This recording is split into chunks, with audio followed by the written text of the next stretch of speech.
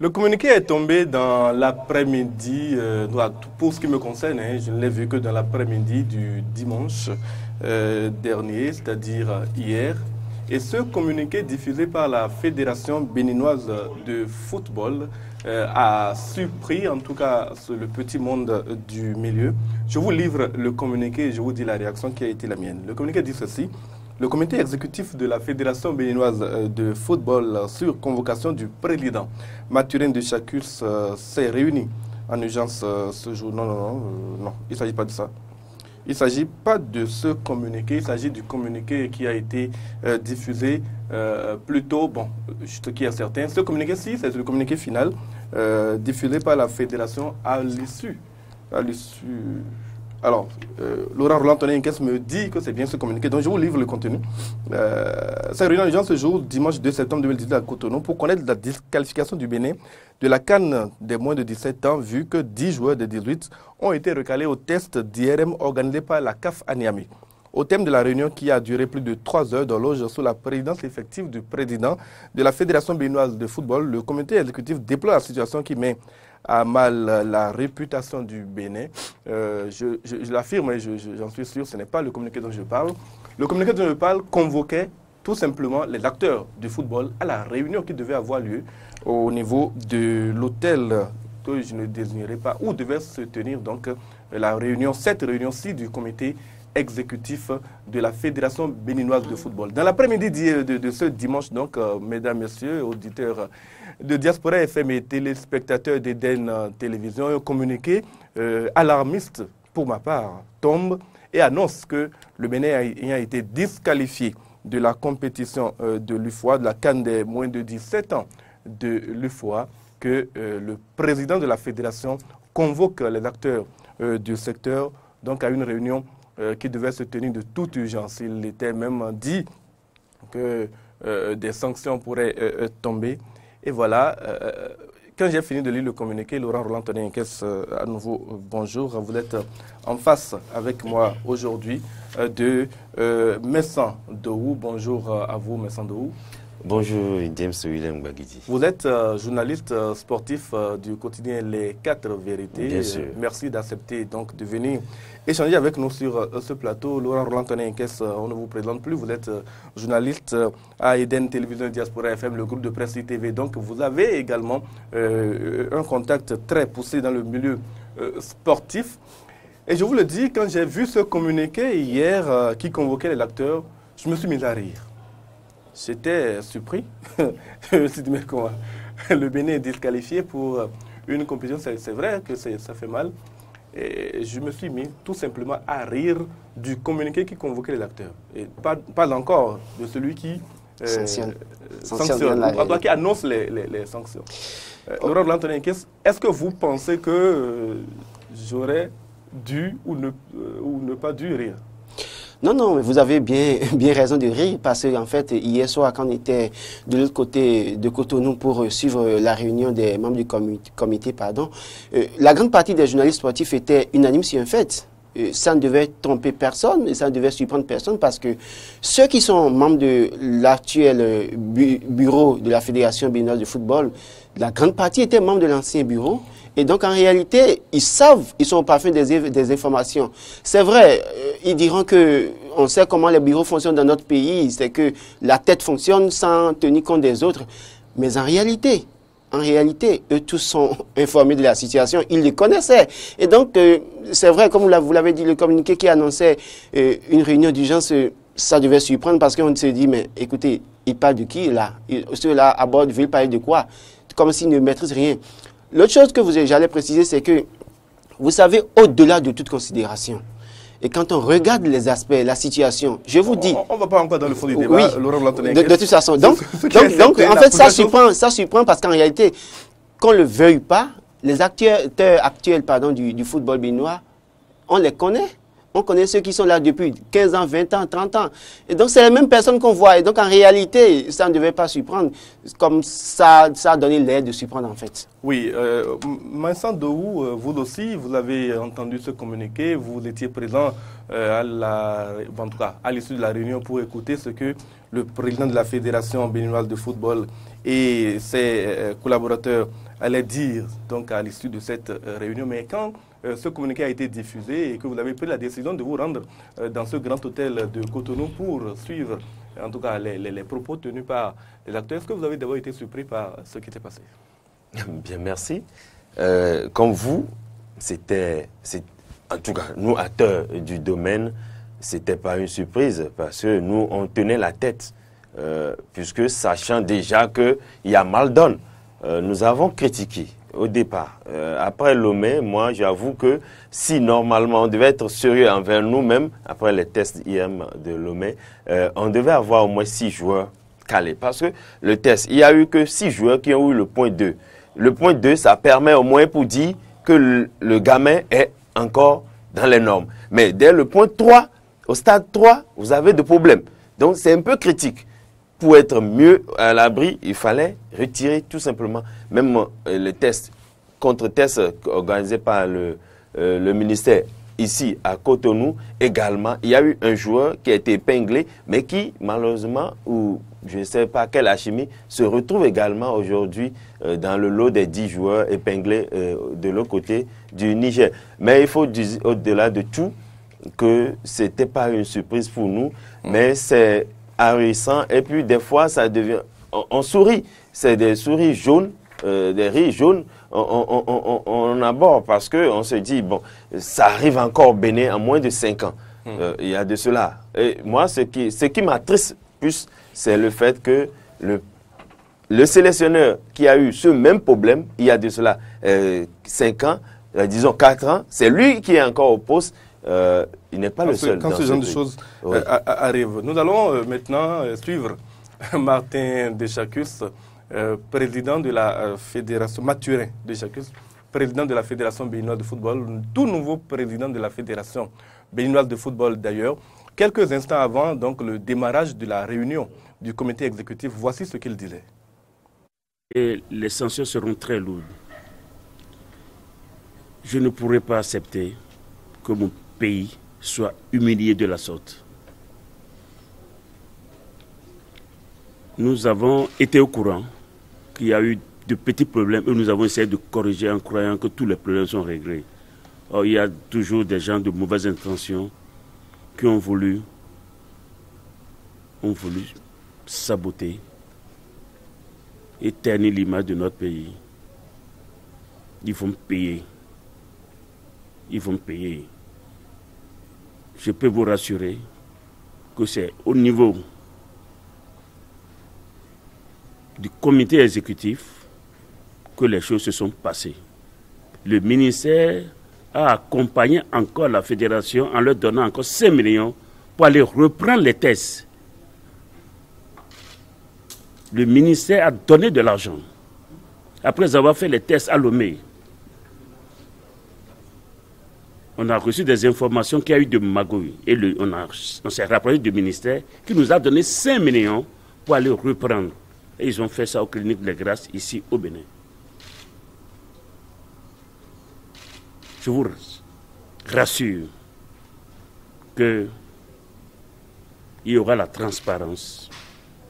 Et j'ai déposé déjà une plainte contre INS au niveau du tribunal du Bénin. Et les gens seront sanctionnés. C'est une honte nationale. Je vous remercie. C'était donc juste avant de rentrer dans une grande réunion. Mathurin Deschacus a montré toute son indignation. Son visage était grave. Ses propos également étaient assez tonitruants. Il a même affirmé avoir déposé plainte contre X pour sanctionner ce qui est arrivé. Avant que nous ne parlions donc du communiqué final, que pensez-vous des propos tenus par Martin Deschacus en ce moment précis de la situation? Je pense que le chef a parlé parce que le chef devait parler. Le chef devait se dédouaner, il devait montrer que ceux qui sont coupables doivent être sanctionnés. C'est bien normal. Mais en réalité, moi, personnellement, je vois cette réaction du chef autrement. Parce qu'en réalité, Mathurin Deschacus était bien du système anjourin, même s'il n'avait pas le pouvoir de décision. Et mieux, quand je vois un jeune de 15 ans, de 16 ans, au moins, même si je ne peux pas avoir son adolescence, quand je vois un jeune de 15 ans, de 16 ans, je peux le reconnaître. Et donc, lui, Mathieu de Jacques, qui est président de la Fédération béninoise de football, était à l'hôtel pour voir les joueurs. Et il lui a donné 5 millions. Il a discuté avec eux. Et donc, on ne peut pas me dire que lui-même, quand il a vu ces jeunes-là, ces joueurs qui ne cessent pas poser des questions. Et même s'il s'est posé des questions, il était dans son droit de prendre ses responsabilités. Mais s'il affirme qu'on a donné 5 millions pour pouvoir reprendre les tests, c'est parce qu'il a sans doute eu des doutes. Vous n'allez quand même pas douter du fait qu'il ait douté. Ces 5 millions ont été donnés pour faire reprendre les tests avant qu'il ne soit président de la fédération. Je laisse ce côté, je suis d'accord, on peut le dédouaner pour ça. Mais il a rencontré les joueurs. On ne peut pas voir des joueurs de 16 ans, 15 ans et ne pas... Si on a fait des tests à Lomé et puis après on a fait des tests au Bénin... Non, justement, on ira plus loin là encore. Parce qu'en fait, vous imaginez, dans ce lot de joueurs disqualifiés au Niger, je remercie au passage les confrères qui ont alerté en son temps. Je remercie au passage Pérez, Lecotan et Dikore Zou qui ont alerté pour dire il y a des joueurs dans ce lot qui n'ont pas 17 ans, qui n'ont pas moins de 17 ans, pardon. Je prends par exemple Ehoué et Pavlek, pardon, qui en réalité avait joué pour la catégorie junior dans ce pays. Et qui est catégorie supérieure, vous voulez dire? Oui, justement, junior dans ce pays, qui est même à l'INJEPS, qui serait normalement en 5e année, qui enseigne les éducations physiques et sportives, mais qui se retrouve être encore cadet. Et Pérez a alerté toute une semaine pour ça. À un moment donné, moi, j'ai voulu l'interpeller pour dire, mais pourquoi tu t'acharnes contre le gars? Mais au finish, on a compris que le gars avait raison. Et donc, eux tous, ils étaient bien informés, qu'on le veuille ou pas. C'est vrai qu'ils n'avaient pas le pouvoir de décision, mais c'est bien dommage. Mathieu de Jacques, qui donc, avant la réunion, montre une forte indignation, est-ce que vous pensez que c'était de la comédie? Bon, il faut dire tout simplement que je le comprends, parce que lui, il vient d'arriver, et avec cette situation... Il était membre du comité exécutif sortant? Il n'était pas totalement membre, mais il appuyait le comité sortant. Donc il n'était pas membre? Il n'était pas membre. Donc, oui, on peut le comprendre sur ce point. Maintenant, lui qui a 4 ans, pensant qu'il aura 4 ans à faire, mais avec cette situation, le Bénin risque d'être suspendu. Ça, c'est d'office. Au niveau catégorie d'âge, le Bénin risque d'avoir au moins 4 ans de suspension. Donc ça, déjà, ça l'énerve. Et lorsqu'il parle de responsabilité, moi, j'aurais voulu réellement, s'il veut être sérieux avec lui-même, il doit réellement revoir son écurie à lui-même. Parce qu'il y a 10 membres du comité, du nouveau comité, qui étaient de l'ancien comité. Donc, voilà que aujourd'hui le problème se pose. Il doit réellement, s'il porte plainte, il doit savoir que ça veut dire que son comité même, il met en mal son comité. Et s'il le veut, il doit le faire. Et s'il le faut, il faut aller en AG extraordinaire électif, on ira. Ce que nous devons retenir maintenant, je ne vais plus diffuser le communiqué final, puisqu'il n'y a pas grand-chose qui sort de ce communiqué-là. Ce communiqué nous annonce simplement que les tests d'IRM ont été réalisés, qu'on a fait réaliser, on a fait reprendre ces tests-là, et puis le comité exécutif nous rassure que toute la lumière sera faite sur les éventuelles mises en cause seront poursuivies. Le comité nous annonce une autre réunion pour le mardi prochain, c'est-à-dire demain, 4 septembre 2018, pour statuer. Donc, c'était une réunion, finalement, une réunion pour rien hier, Laurent Roland-Tonné. Oui, en fait, quand vous suivez la réaction à chaud du président de la Fédération béninoise de football et que vous allez suivre le communiqué final de la réunion, vous posez la question, vous dites, mais on est où là? Parce qu'en réalité, le président qui parle à chaud, qui dit les têtes vont tomber, ça va sanctionner, et qui dit tout ça, et quand on vient lire un communiqué comme ça à la fin, qui en réalité, parce que c'est ce que Messan essayait de dire tout à l'heure, qui va sanctionner qui? Et comment? Parce qu'en réalité, si des membres de son bureau actuellement étaient membres de l'ancien bureau et sont coupables, en réalité, s'il doit aller jusqu'au bout et sanctionner, on risque d'avoir encore une nouvelle crise au niveau de la Fédération béninoise de football. Et ça va être inévitable. Et donc, en réalité, ne soyons pas surpris peut-être de demain que les têtes ne tombent pas et qu'on tourne autour du pot pour dire oui, bon, c'était telle personne. Mais mieux, ce qui est grave dans cette affaire, c'est l'entraîneur des écureuils. Avant d'en arriver là, nous allons aller par étapes, mais sans de où. Commençons maintenant nous avons la certitude que les Béninois ont triché et ils ont été disqualifiés. Oui. Les tests que nous avons réalisés au pays n'ont pas donné, en tout cas, le résultat qu'il fallait donner. Quelle est la chaîne de responsabilité? Commençons d'abord, Laurent Roland Tonenquez voulait commencer par l'entraîneur des écureuils, mais prenons d'abord le comité exécutif de la Fédération béninoise de football et la fédération en général d'ailleurs. Selon vous, comment et pourquoi en est-on arrivé là? Merci. Il faut reconnaître que le fait de vouloir jouer une CAN a fait que des gens qui, autour de la fédération, j'ai dit, pensaient faire de ça leur chasse gardée, ont voulu faire du copinage avec des joueurs. Sinon, si on était sérieux, d'ailleurs, nous avons déclaré... Si je comprends bien, oui. C'est-à-dire qu'il y a des joueurs qui n'ont visiblement pas, ou manifestement qui pas ne peuvent plus jouer. Pour jouer dans cette catégorie-là, mais on les ramène. Des membres de la fédération ou des membres... Il y a 6 joueurs qui viennent d'une seule équipe. Et qui sont épinglés aujourd'hui. Que nous soyons clairs vis-à-vis des téléspectateurs et des auditeurs, des joueurs qui n'ont pas cet âge-là sont introduits dans l'équipe par des membres de la fédération qui auraient fait pression sur le coach, c'est ça? Selon les recoupements, le coach, mais moi je ne le dédouane pas, si pression ou pas, si vous êtes un coach et que vous avez subi une fois cette situation, et Dieu merci, vous revenez à la tête d'une sélection et encore, vous ne pouvez plus accepter la pression d'où qu'elle vienne. Et donc, moi je dis, les parents, j'accuse également dans cette histoire les parents. Parce que même si mon enfant, j'ai l'impression, je veux qu'il soit un jour un professionnel. La preuve, 2005, on a joué ici combien de joueurs?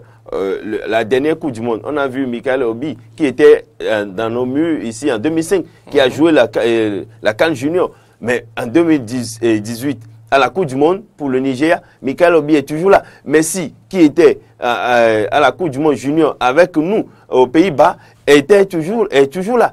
Donc, la plupart de ceux qui ont joué la Coupe du Monde Junior 2005 sont toujours là. Mais au Bénin, il n'y a plus un seul joueur sur la liste qui est encore en activité. Boko, on va nous parler de Boko. Boko qui, ma foi, se retrouve dans un quartier au niveau de l'Angleterre. Donc, vous voyez que c'est la tricherie là qui nous amène jusqu'à ce point aujourd'hui. Les parents pensant au bonheur de leurs enfants, on va trouver de l'argent, on va faire... Et les dirigeants, lorsqu'on arrive à positionner un joueur, ça nous ramènera des dividendes. Donc, ils ne sont plus dans l'idée où il faut aller défendre les couleurs nationales. Il faut vraiment hisser le drapeau national haut. Ils ne sont plus dans l'idée là, ils sont dans l'idée mercantile. Et voilà. Quand vous parlez des dirigeants, Laurent Rantonenquez, vous allez peut-être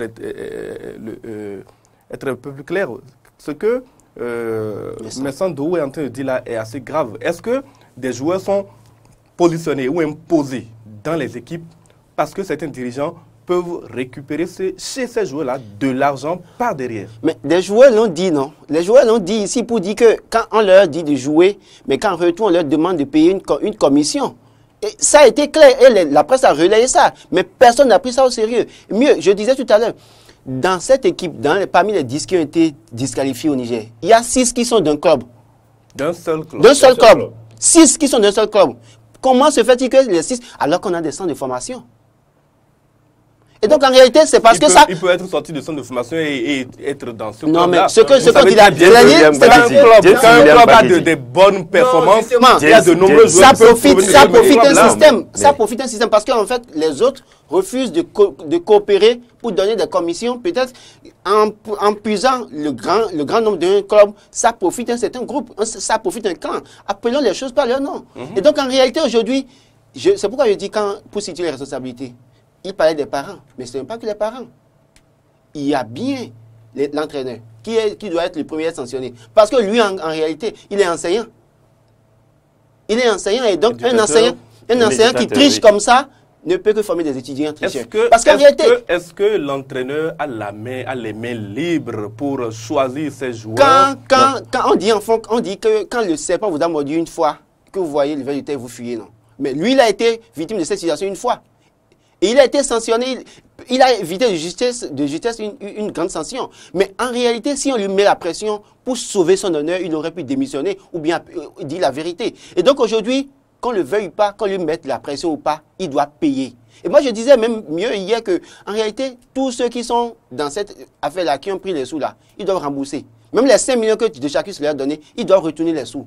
Parce qu'en réalité, c'est nos sous. Les 5 millions du ministère pour les oui, mais VRM, non, justement. Et le président de la fédération a dit que les tests ont été repris au Bénin ici, dans une clinique.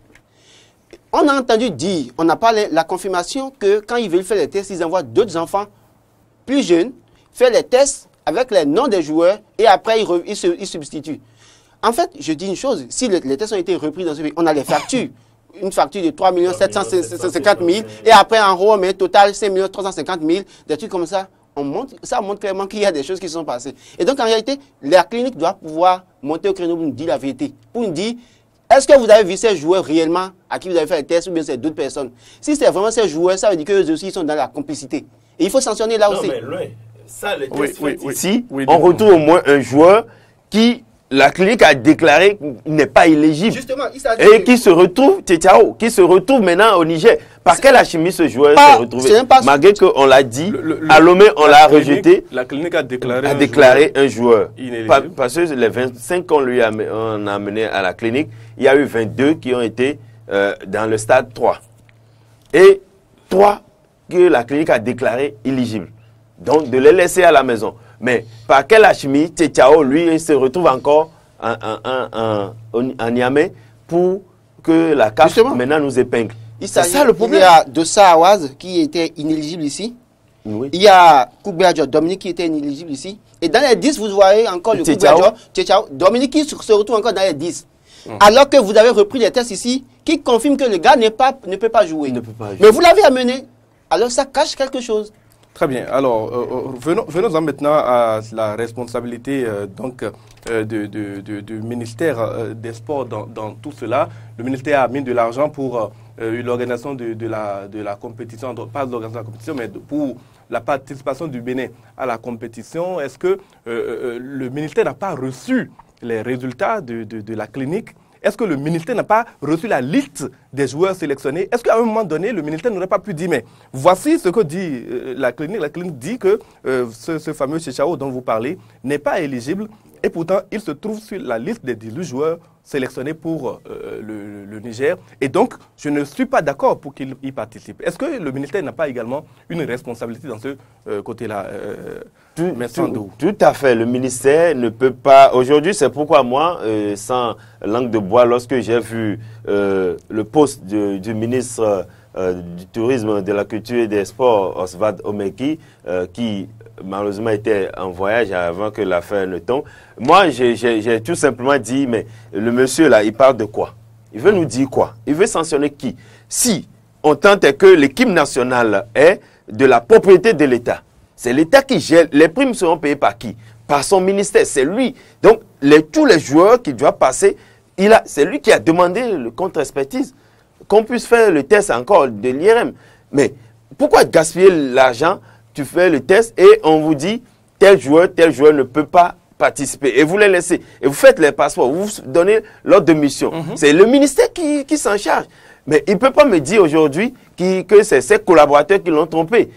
Non, parce que c'est possible quand même. Mais même si c'est comme ça, il ne fait pas totalement son travail. Il devait surveiller.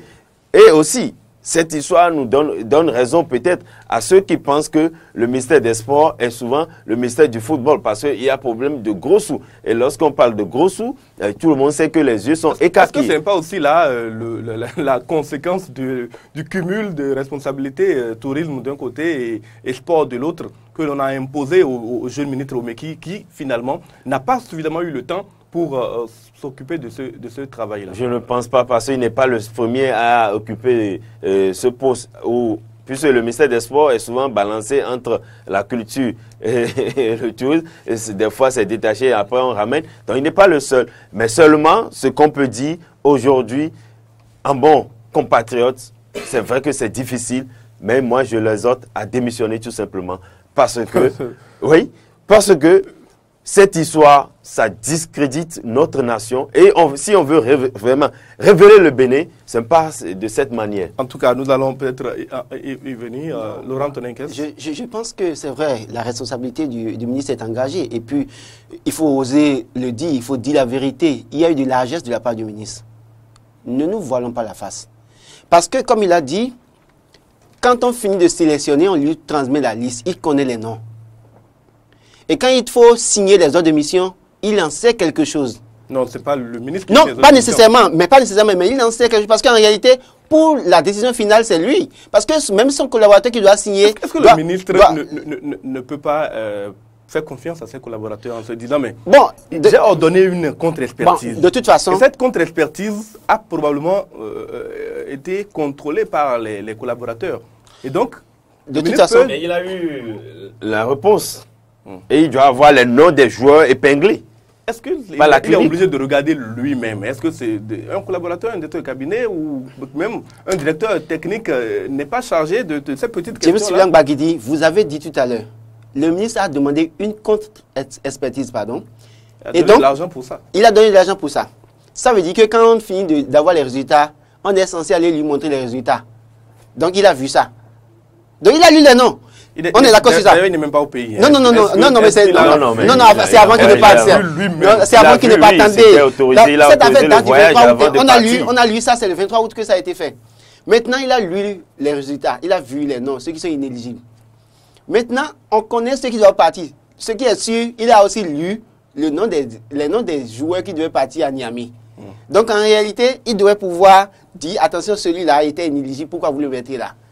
Maintenant, il peut se dédouaner et dire que ce n'est pas lui qui a pris et que c'est son collaborateur. Alors, il faut qu'il fasse tomber la tête de ce collaborateur-là. Oui, parce qu'en fait, les sanctions sont promises. Oui, non, sanctions sont promises. On sait comment ça se passe. Hein. Sanctions, et après on dit, bon oui, c'est telle personne. C'est les innocents qui vont subir cette affaire, malheureusement. Maintenant venons maintenant au problème de la tricherie, du trafic d'âge des joueurs, qui n'est pas un sport béninois, qui est un sport africain, qui est un sport même au plan mondial. Ça se passe en Amérique latine, ça se passe même dans certains pays d'Europe. Cette pratique-là, est-ce que quelque part, il y a un spécialiste européen qui a écrit un livre, je n'ai pas mentionné le titre, mais qui dit que c'est le seul moyen pour certains joueurs africains de pouvoir exister dans les championnats européens, c'est-à-dire que on a déjà perdu beaucoup de temps, il n'y a pas de centre de formation en tant que tel, on a déjà perdu beaucoup de temps, notamment à l'école, le talent s'est révélé difficilement à un moment donné, quelqu'un a fini par vous détecter alors que vous avez déjà 18 ans ou 19 ans, en ce moment-là, que reste-t-il à faire? C'est de faire un jugement supplétif très facile, en plus, dans nos administrations, et puis aller en Europe pour pouvoir quand même maximiser le gain sur une dizaine d'années. Parce qu'on sait que si vous arrivez en Europe en ayant déjà 25 ans ou 28 ans, et que votre talent vient d'être révélé, il n'y a pas grand avenir pour vous dans le football. Je peux partager en partie votre idée là, mais en réalité, quand c'est comme ça, il faut faire assez d'exercices. Parce qu'il y a des joueurs au plan mondial qui ont plus de 30 ans, mais quand on leur fait l'IRM, ça montre qu'ils ont peut-être 25 ans, 26 ans, 28 ans. Juste parce qu'ils sont tout le temps dans l'exercice. L'IRM, attendez, vous n'allez pas nous faire croire que l'IRM tient compte de non, oui, quand vous faites plus d'activités, vous paraissez jeune et vos organes sont... Attendez, c'est lorsque l'IRM... Oui, mais vos organes sont encore jeunes. Je vous donne l'exemple simple. Vous avez le cas de Cristiano Ronaldo. Quand les gens lui font le test, il paraît moins jeune, moins âgé que l'âge qu'il a maintenant. Mais ici, vous avez des joueurs qui passent leur temps dans les boîtes de nuit. Quand ils commencent à gagner 100 000 francs, ils sont les premiers à prendre de l'alcool, à passer dans les boîtes de nuit, à chercher des filles dans les vents de Cotonou, qui ne font pas assez d'exercice. Et qu'on rassemble sur le tas comme ça pour aller représenter toute une nation. Et c'est là le danger en réalité. Et donc, ce que l'auteur que vous avez cité, c'est vrai. Et c'est vrai, on l'a vu. Mais souvent, quand ils font ça, c'est là qu'on assiste à des cas de crise cardiaque. Le cas Foué en est là. Vous n'allez pas nous dire que Marc-Vivien Foué était plus âgé que ceux qui présentaient. Il faisait plus de boulot que ce qu'il devait faire. Et donc, aussi, loin de là, les tests là, souvent, vous avez vu, ça fait que des fois, si nos joueurs vont aux tests en Europe, ils sont recalés, pas parce que ils n'ont pas le talent. Mais supposons, sur le papier, on dit que le gamin a 16 ans. Mais on lui fait des exercices d'un gamin de 16 ans. Et lui, déjà qui a 24 ans, il n'arrive plus à être dans... On dit, bon, lui, il attend jouer le match et puis se donner. Mais les gens veulent faire des tests pour voir si vous avez les aptitudes. Il ne veut pas vous voir dans un match direct. Ici, nous, on dit non, il faut jouer. Sur le terrain, vous allez vous démontrer de quoi je suis capable. Mais chez eux, ce n'est pas ça. Il faut faire des tests pour voir des attitudes. On recrute sur la durée. La durée. On souhaite vous voir dans le club une dizaine d'années. 3 ans, 4 ans. Alors que vous n'êtes pas capable de le faire. Donc ça mais sur ce plan aussi, je dis, Didier Drogba. Oui, mais son âge. Il a été révélé à 25 ans. Mais il a fait son temps. Et il est tranquille. Donc, si vous êtes bon, quel que soit si vous faites des exercices, régulièrement, vous serez toujours coté. Au niveau du football, c'est seulement celui qui est apte et qui est bon qui est révélé. Vous le savez, plus loin, en fait, vous voyez que ces joueurs, en réalité, ici, il n'y a pas de championnat. Voilà un autre aspect. Mais cela ne dédouane pas. Oui, il n'y a pas de championnat. Ça veut dire que les gars ne sont pas dans l'exercice permanemment. Et donc, on va les dénicher dans les clubs. Les clubs, en réalité, où les dirigeants du match peut-être leur payer les salaires, donc, sont obligés de ne pas leur faire subir des tests ou bien des exercices tous les jours. Donc, les gars ne sont pas totalement, c'est-à-dire, même ils paraissent jeunes, c'est que leurs organes ne sont plus jeunes. Et donc, du coup, quand vous faites un test, l'appareil, la machine ne va pas mentir, ça va montrer que les organes sont vieux et donc l'élément est vieux. Bon, il y a autre chose que j'aimerais évoquer avec vous. On a vu l'équipe africaine de football remporter souvent les mondiaux des catégories de jeunes. Et puis arriver au niveau de la grande compétition, la Coupe du monde de football senior, aucune équipe africaine n'est jamais parvenue à atteindre les demi-finales. Est-ce que c'est là aussi une des conséquences de la tricherie sur l'âge, de telle manière que nos joueurs de 24-25 ans qui devaient gagner la Coupe du monde, ils viennent gagner chez les petits, voilà. Et puis arriver au niveau mondial. Oui, vous savez, au niveau des catégories, lorsque vous êtes en face d'un jeune, un genou, dans les contacts, l'impact physique est là. Donc on est plus présent. C'est vrai que le talent y accompagne un peu et les autres, étant des gamins, ont peur un peu des contacts physiques, de l'impact. Donc vous souvenez des joueurs nigérians de moins de Taïwo aujourd'hui, il est où? Dont on parle. Voilà. Donc ça fait que l'Afrique, souvent pour les seniors, on n'hésite pas. Et malgré que nous avons la plupart des sélections amènent des joueurs qui viennent de l'Europe. Mais l'impact est déjà là. Le creuset est déjà là et que nous avons créé ce problème. Et aujourd'hui, les Africains, en l'occurrence les Béninois, doivent savoir que pour tricher sur l'âge, comme vous l'avez dit en temps, même les Européens trichent. Mais au plus 2 ans sur votre âge, c'est déjà suffisant. Quelqu'un qui a 25 ans et qui revient 17 ans, ce n'est pas normal dans le football. Peut-être pour les études, les diplômes, pour aller à des concours, oui. Mais pour le football, vous ne pouvez pas. Parce que à un niveau donné, le rythme cardiaque ne peut plus suivre. Il faut pas tricher, quel que soit le domaine. Et puis, autre chose que j'allais peut-être rapidement évoquer par rapport à ces différents joueurs. Aujourd'hui, on sait qu'il existe les tests d'IRM et ça fait des années qu'on en parle. Des équipes ont été disqualifiées un peu partout à travers le monde. Et pourtant, il y a encore des individus qui décident de tricher sur le âge. Pourquoi? En fait, cette année, ça a été une surprise pour eux tous. Ouais. Parce qu'en réalité, avant, les tests se faisaient dans les pays ou bien dans les pays limitrophes à côté, où on pouvait tout peinard faire des tricher. Mais c'est la première fois que la CAF décide de faire les tests d'IRM pendant la compétition. Pendant la compétition. Et donc, ils ont été tous surpris. Et avant... Mais le Bénin n'est pas le seul pays où... Non, justement. Mais écoutez... Non, mais il faut faire la nuance. Oui. Au Bénin, on a été disqualifié pour faute d'âge. Oui. Au niveau du Togo, par exemple, il y a eu un joueur, c'est problème de cœur. De cœur. Au Nigeria, problème de cœur. Au Burkina, problème de cœur. Il y a deux éléments qui ont été détectés pour gros cœur. Et donc, on leur a dit de plier. Donc, eux, ils quittent l'équipe, mais l'équipe continue. L'équipe continue. Mais chez nous ici, on a 18, on a présenté 18 et il y a 10 qui sont disqualifiés. Qui doivent rentrer. Attendez, on ira chercher les 10 qui restent où et comment? Le règlement, c'est moins de 7 joueurs, vous ne pouvez pas jouer. Donc, on ne peut pas jouer 8 joueurs chaque match. Donc, ils ont été surpris parce que juste à l'entame de la compétition, la CAF décide de faire les tests. Et je crois parce que la CAF a subi le dernier mondial où les pays africains ont été épinglés par la FIFA. Donc, ça fait que la CAF ne veut plus. Parce qu'après le tournoi, ils iront à la Coupe d'Afrique des Nations de U17 à Tanzanie en 2019. Et lorsque les 4 premiers iront en Coupe du Monde. Voilà. Oui. Mais si on ne fait pas les tests aujourd'hui et que les 4 premiers aillent en Coupe du Monde et que la FIFA nous épingle encore, c'est mauvais. Mais ce qui est dommage, c'est qu'en réalité, vous voyez, telle que la situation s'est présentée, moi je dis même merci parce qu'en réalité, les gars auraient peut-être gagné là, au Niger, on se serait là, applaudi et dit ah bravo écureuil, allez les écureuils. Et c'est peut-être en Tanzanie que le drame serait révélé. Et donc, malheureusement pour eux, parce qu'ils ont toujours, disons-nous la vérité, toutes les équipes ont toujours triché. On a l'habitude d'indexer ici au Bénin les Nigériens qui sont champions de cette affaire. Mais aujourd'hui, on constate qu'il n'y a que 2 qui sont disqualifiés dans cette équipe. Mais 2, pas pour l'âge en plus. Non, pas pour l'âge en plus. Un l'âge pour le cœur.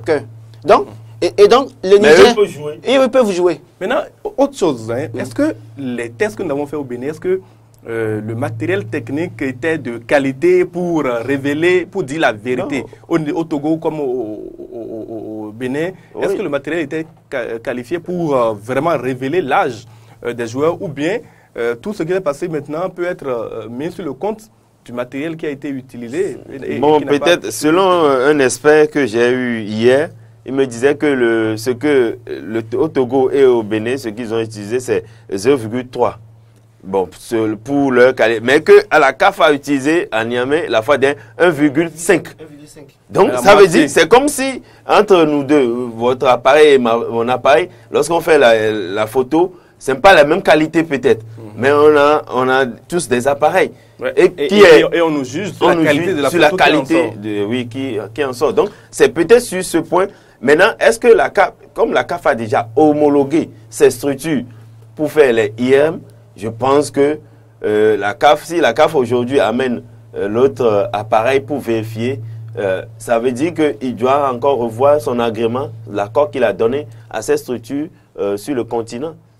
En fait, par rapport à cet aspect, il faut préciser qu'en réalité, on a entendu dire dans les coulisses que quand ils veulent faire les tests, ils envoient d'autres enfants pour faire les tests. Et après, avec les noms des joueurs en réalité, et après on substitue. Parce qu'en réalité, je ne peux pas comprendre comme une dame, qu'une dame aussi compétente comme Vicente Abouko. Oui, non, attendez. Pas nommé déjà. Non, mais de toute façon, ça a été précisé, c'est dans son cabinet que les trucs ont été faits. Ou Pavlek, par exemple, dont je parlais tout à l'heure, qui a été junior, qui est revenu cadet, et qui est à l'INGEPS. Très sûr de ça. Oh, très sûr. Qui est à l'INGEPS. Aujourd'hui, celui-là, sur papier, vous voyez, on me met qu'il a 16 ans. Alors, est-ce que c'est vraiment ces joueurs qui ont été présentés dans ce cabinet pour faire les tests? Et pour cet aspect, il faut préciser que Quentin Didavi doit pouvoir nous parler, parce que c'est lui le directeur des compétitions. C'est lui qui a amené les joueurs à Lomé au Togo pour faire les tests. Et c'est lui qui suit les joueurs. C'est lui encore qui est au Niger avec eux.